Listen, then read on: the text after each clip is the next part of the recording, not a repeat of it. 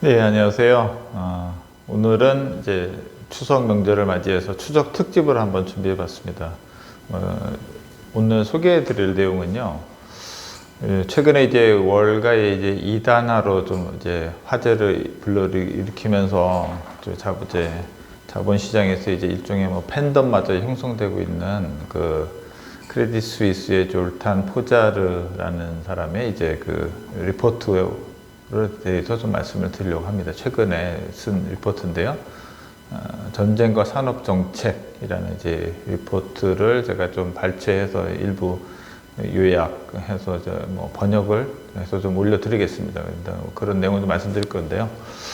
이 사람이 이제 왜 이렇게 주목을 받게 된 이유는 좀 더 이렇게 좀 큰 차원, 장기적인 차원의 좀 통상적이지 않은 그런 화두를 이제 던짐으로써 이제 최근에 많이 주목을 받게 됐는데, 대표적인 게 이제 그 달러를 기축 통화로 하는 이제 브레튼 우즈 통화 시스템이 어느 정도 이제 한계에 다다랐고 이게 좀 변할 수밖에 없는 그런 그 지점에 와 있다. 뭐 그런 주장을 하면서 또 관심을 불러일으키고 있고, 이제 뭐 이런 거죠. 그 주장의 골자는 뭐 이런 겁니다. 결국에는 이제 수출 제조국들이 이제 예를 들어서 중국은 미국에 이제 물건을 수출을 해서 받은 그 달러를, 그 달러 외환구를 또 미국 채권을 사줌으로써 다시 이제 그 돈을 미국으로 다시 돌려보내고, 그런 이제 사이클이 이제 자연스럽게 형성됨으로 인해 가지고서는 미국 사람들은 그만큼 또 소비도 또 하고, 자기네들이 직접 만들지는 않지만 그런 것들을 충당하고, 또 이제 제조 국가들은 이제 그런 수입을 통해서 어느 정도 자기네들의 뭐 수입을 올릴 수 있는 그런 이제 상호 분업 체계가 우크라이나 사태를 계기로 해서 앞으로 많이 변할 수 있다는 거죠. 뭐 일례로 특히나 이제 러시아 같은 경우에는 이제 그 금융 제재를 통해서 보유하고 있던 이제 외환 보유고 같은 것들이 이제 마음대로 인출 못하는 그런 상황이 되지 않았습니까? 그러면은 앞으로 장기적으로 이제 글로벌 분업 체계 자체도 예전처럼 수출 수입 무역이 자유롭지 않기 때문에 수출로 기반한 그런 경제 시스템이 좀 약화가 될 거고, 그다음에 그렇게 외화 거래를 통해서 얻은 외환조차도 이제는 좀 뭐 달러나 유로 같은 그 서방국들의 통화보다는 뭐 이제 그 위안화라든가 뭐 다른 통화, 그다음에 이제 다른 자산으로 그런 자산들을, 외화 자산들을 좀 비축하려는 이제 유인들이 자연스럽게 이제 생길 거기 때문에요. 그런 부분에 있어서 뭐 아주 장기적인 측면에서 그런 변화를 이제 주장을 하고 있습니다. 그리고 최근에 나온 이제 보고서는 또 그거와 같은 이제 맥락인데, 우크라이나 사태로 인해 가지고 이제 글로벌 공급망이 이제 이 과거 같지 않다. 뭐 우크라이나 사태 이전에도 미중 간 이제 무역 분쟁이나 그런 걸 통해서 이제 글로벌의 어쨌든 그 자유무역에 기반한 이제 그 분업 체계, 글로벌 분업 체계가 점점점 와해되고, 그러면서 이제 각자 따로 살림을 차려서 결국 자기네들끼리 끼리끼리 편가르기 하고, 그렇게 자기네들 스스로 각자 공급망을 구축을 해야 되는 그런 이슈가 뭐 최근에 뭐 좀 화두가 되고 있지 않습니까? 그래서 이 사람이 최근 자료에서 주장하는 거는 이런 겁니다. 그동안 이제 또 인플레이션 상황과 관련해서도 낮은 인플레이션 시대는 지나간 것 같다.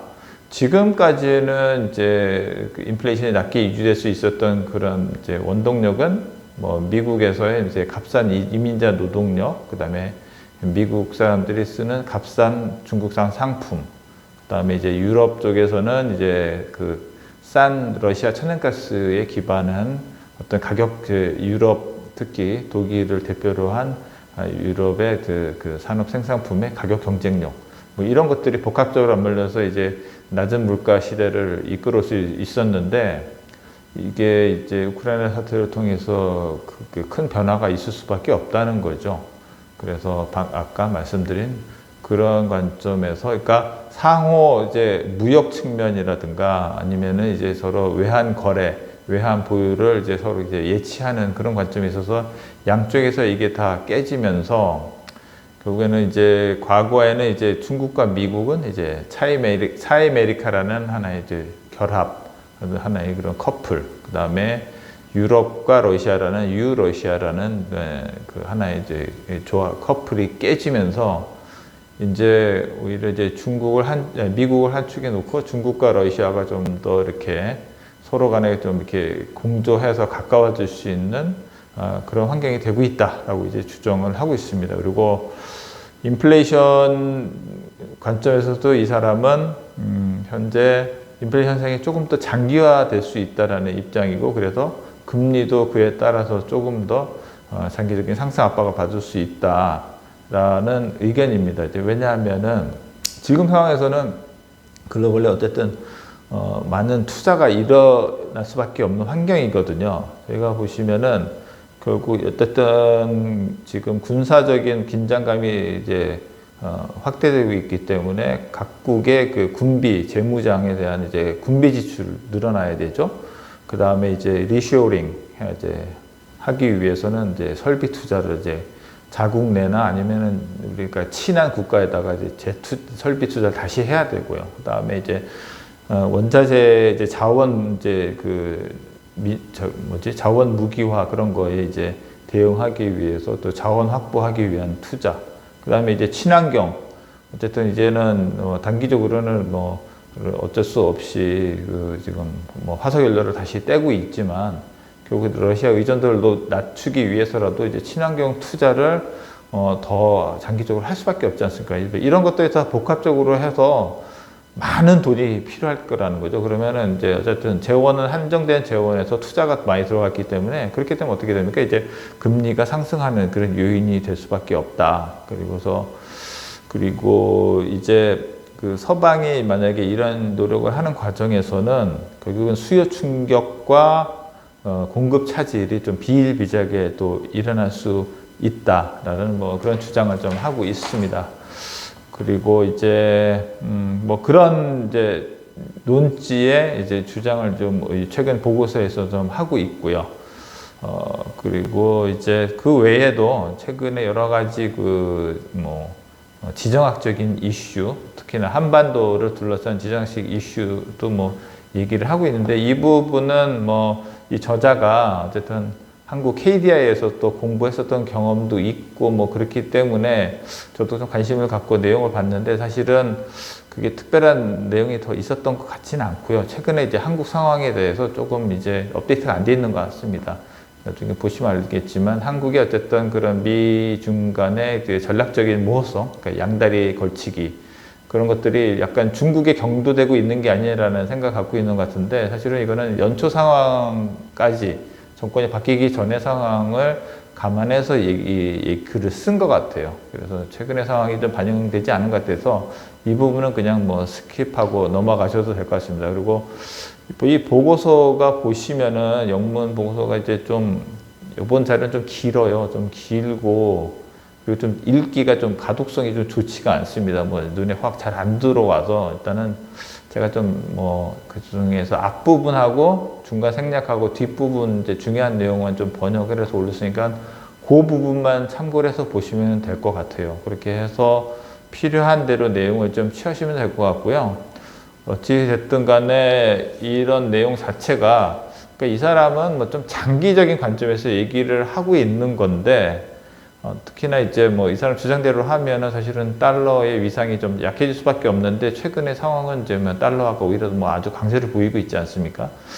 그런데 이제 좀 단기적으로는 그럴 수밖에 또 없기. 미국이 어쨌든 간에 이제 금융 주도권을 갖고 있으니까. 그런데 좀 장기적으로는 우리가 이런 측면을 생각해 볼 만한 그런 이제 화두가 아닌가라고 생각하고, 되게 이제 매우 좀 흥미로운 지적으로 좀 이렇게 자극을 주는 그런 내용입니다. 그리고 또 이제 저도 이제 우크라이나 사태 발발 직후에 썼던 자료를 통해서 저도 좀 비슷한 생각을 사실은 했었거든요. 그래서 그때 썼던 자료도 같이 올려드릴 테니까, 어떻게 보면 그러면 제 자료를 그냥 보셔도 이 사람이 주장하는 골자고 뭐 큰 맥락에서 다르지 않습니다. 그래서 그냥 그 내용을 좀 보시고 참고하셔도 될 것 같습니다. 그래서 최근에 여러 가지 뭐 지정학적 이슈라든가 뭐 저희 뭐 환율이라든가 여러 가지 뭐 경제와 금융시장이 매우 혼돈스러운 상황인데 이럴 때일수록 이런 좀 장기적인 관점에서 한번 생각해 보시는 그런 기회로 활용하셨으면 합니다. 하여튼 추석 명절인데요. 또 맛있는 것도 많이 드시고 가족들하고 행복한 시간 보내고 오시기 바랍니다. 감사합니다.